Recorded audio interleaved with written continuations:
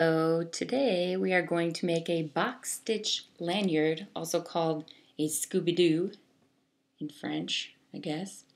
So for this you need 2 pieces of the plastic thread, about 80 centimeters each. You'll take the first color and fold it in half, okay, keeping it tight around your pointer finger. Then take one end of that and wrap it around, holding it with all of your fingers like so, okay? Take the second color and thread it through both loops, underneath both loops, pulling it to the other side, okay? And then the end that you just threaded, you're going to go over the second black loop and under the first black loop, okay? So you're going backward, you're snaking all the way through, and then you're going over and under, back the opposite way. Make sure you try to keep it straight on your side though, this can get tangly. And then that tail that didn't get to go through the black ones, you'll go over the black one under, okay? So you're kind of making an S or a Z. Make sure it stays in that formation. It can be a little tricky. And then pull the red as tight as you can. Pull the opposite red as tight as you can. See, you're trying to make a little square there. Pull tight, and gently you're going to slip the whole thing off, pulling each in opposite directions, pulling the black strands and the red north, south, east, west, if you will, okay? So that at the end, when you pull it tight, it should look like this, okay? So that's your base. Eventually this right here is where you'll hook the keychain onto, okay? And as you move forth, then let's start with the black, okay?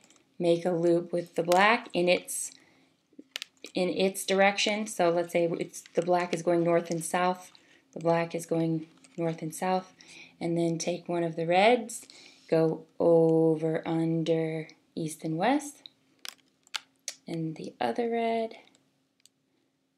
gotta be very careful, over, under, west and east. Take all of them, whoops, that time it didn't work, I did something wrong there. Oh, this black needs to be over. So you're making a crisscross pattern in a square shape of all of the colors.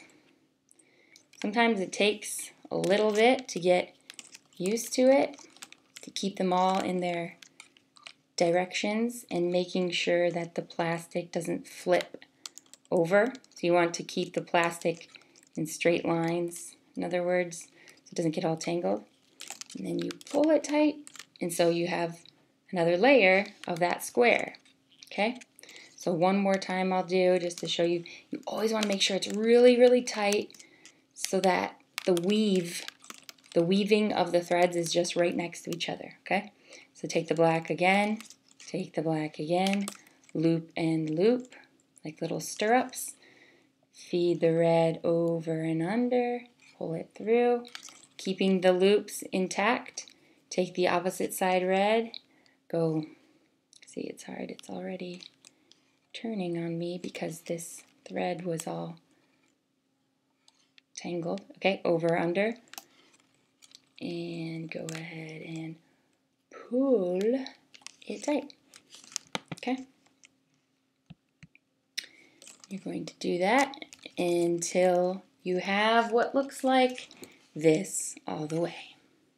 Then tie off the ends, or you can place a bead on the ends here if you want to have beads going at the end.